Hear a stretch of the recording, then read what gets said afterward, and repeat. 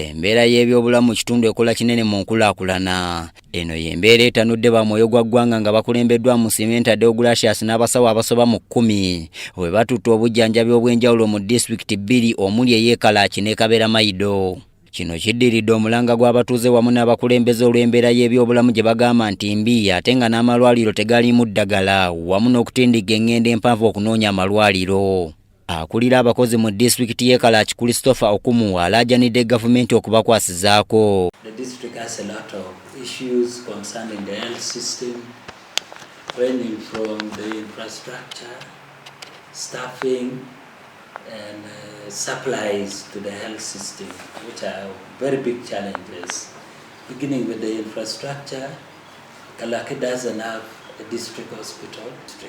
Mu lusiisira lw'ebyobulamu luno abasawo basoose kusomesa abantu ku ngeri y'okwekuumamu nga balamu wamu n'abaana baabwe. So when the baby is in yellow here, kama tintio ti yellow kama mama nano be kakware nyuto batino mira wud konyi tuwai idwara duong te chama mo miyogi ni kono iwinyo mam te kono cham logo doka tino tiko tunuka yellow kane nyuto batino ene ti yamdo. so the yellow means you have also relaxed on the care. So katino tunuka me bisalini jene winyo nyuto be ticket ni jajalun kere pito nyo atini ni yangu. Endya embi mu bitundu bingi eviiriddeko endwadde nnyingi eri bannayuganda abamu n'ebaviirako n'okufa. Mu Simenta Deogratius akuliddemu abasawo annyonnyodde embeera y'ebyobulamu mu bitundu bino omuli n'abaana okukonzibwa olw'endya embi. Baana badde bali malnourished nga mu Kaberamaido, bamaama bazitowa kitono, so tulati nti okulya si kulungi ate n'obwana bo buzitowa kitono.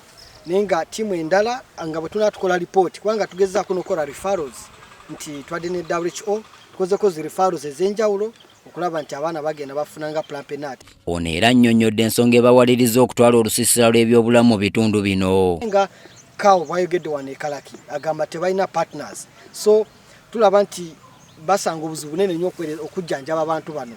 Overwhelming bantu bangi ate nga amalwaliro matono, so kiba kitegeeza nti balina okwengeji ng'ogenda mu communities okubasanga ngayo bakola outreach. Abakulembeze okuva mu ddwaliro lya Olwa e Kaberamaido basiimye abazira kisabano olw'obujjanjabi obuweereddwa abantu ku bwereere wabula baagala gavumenti eyanukula omulanga gwabwe ng'ebafunira eddagala n'okubazimbira amalwaliro. Community here are going to benefit specifically on nutrition.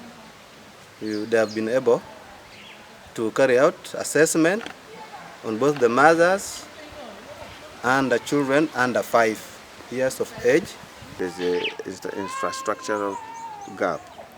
Currently we have a small OPD which is not helping us enough. Amagombolola okuli Oliyamo, Ochire ne Ochero mu disitulikiti y'e Kaberamaido ge gasinga okusoomozebwa mu byobulamu naddala okutindiga eŋŋendo empanvu nga banoonya amalwaliro. Stephen Kayumba yakusakidde eggulire lino.